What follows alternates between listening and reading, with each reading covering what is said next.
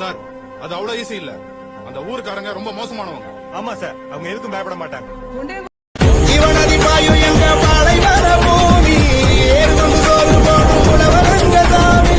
தமிழனின் கலாச்சாரம் மாறாத ஊரு வாங்கினாத கட்ட பொம்மை இங்க வரலாறு. எங்க ஊரில் கொடையில வேட்டி சட்ட மறக்கும் வெட்டி சண்டை வந்தாக்கா ஊருக்குள்ள மறக்கும். எங்க ஊரு பெருமை சொல்ல ஒத்த பாட்டு பத்து இழப்பு இன்னும் கொஞ்சம் எதிர்த்து சொல்ல பலநூறு தலைமுறை.